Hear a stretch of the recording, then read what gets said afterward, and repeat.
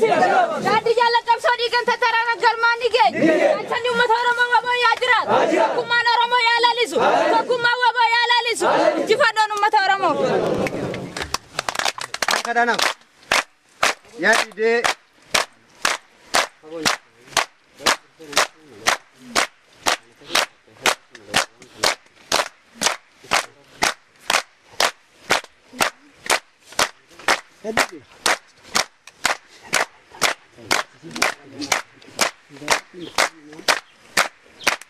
Ayo ganto mangga.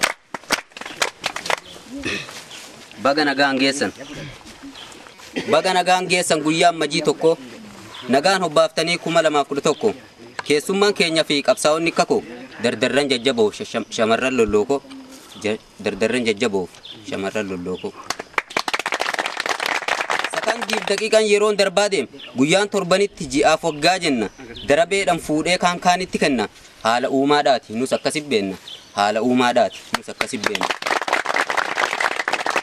Ammajiin hangafa ji'a kabajaati walirraa fuudhinsa jijjiirraa baraati guyyaatti simmatan kan bara haaraati guyyaa gammachuudhaa kan akka jilaati dansaa walii hawwaa abshiirsinii taati dansaa walii hawwaa abshiirsinii taati.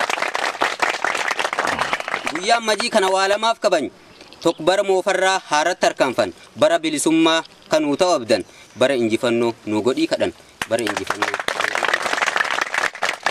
Inni lammaffaadhaa guyyaa woboodhaati guyyaa injifannootiin woboonsa yaadatti uummata isaa wajjin yoomi irraanfatti akka tokkummeessaa ta'etti aman kanaaf har'allee asi kabajatti kanaaf har'allee asi kabajatti.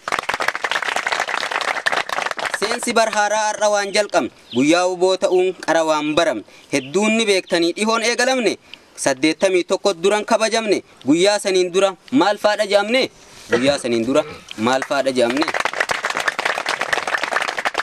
Woboon bade jechuun hedduun lallabamne uummanni Oromoo abdii hin kutanne je'ee hin dubbanne gabrummaan dhaalamne woboon badee jennaan qaroo ilaadhamne seenaatu dubbatanallee waan dhaqqabne haa xiqqaattulleedhaa jagadin qabanne abbootiin nuun yoo nuti gaafanne abbootiin nuun yoo nuti gaafanne.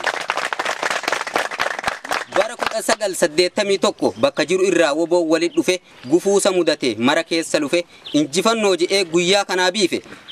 Mi'aa milkiidhaati waaqni Oromootiife mi'aa milkiidhaati waaqni Oromootiife. Uummanni Oromoos basha'ee qasa'e gaachanni koo jira je'eetoo haasa'e ammaan tana kunoo diina garaanna gaafasi ammajii maqaan milkii ba'e kabajaan guyyichaas gaafas dachaa ta'e kabajaan guyyichaas gaafas dachaa ta'e. Obboleeyyan kiyyaa qabsaa'onni dirree haa jajjabeeffannu kaayyoor jala hiriirre taqaraan hin dhiifnu haagoon irbuumirre nuti aarsaa taanee uummanni Oromoo haa bilisoomure nuti aarsaa taanee uummanni Oromoo haa bilisoomure. Akkamin subaaramaatiif riqichani ta'an balmachaan lalla tokkummaan ni jabeeffan rakkoo qabsootiin jilbiifan rakkoo qabsoo barus irraniyaan injifannaan uummata Oromoo.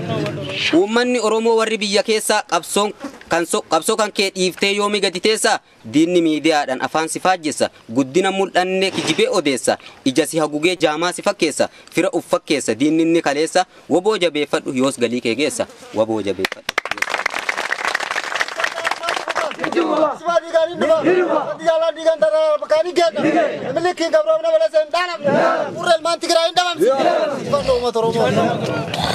Isin boleeyyan koo warri biyya alaa roorroo baqattanii kan jirtan halaala baqachuun furmaata mee isin madaala cunqursaadhaa ba'uuf qabsaa'utu fala tokkummaan qabsoomnee haa baanuree jala tokkummaan qabsoomnee haa baanuree jala.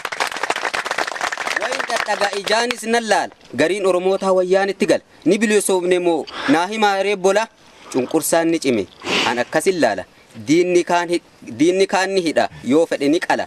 Achiin dimokiraasii misooman olola lammiin beelan dhumee harca'e kabaala namuu haa laallatu lammii du'aa jiru nyaapaggaluun saala namuu haa laallatu lammii du'aa jiru nyaapaggaluun saala.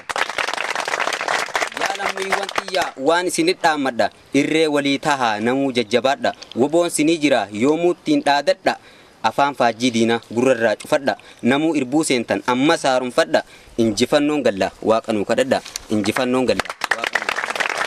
Walaloo kana galatoomaa namu dhiiraa dhalaan jenne xiqqaa guddaan kamu ayyaanni woboodhaa hogguwaa kabajamu jecha faanii miti hojii kalaalamu uummanni Oromoo woboo gaachana kee hin dagatiyyoomu uummanni Oromoo woboo gaachana kee hin dagatiyyoomu. Galirufa.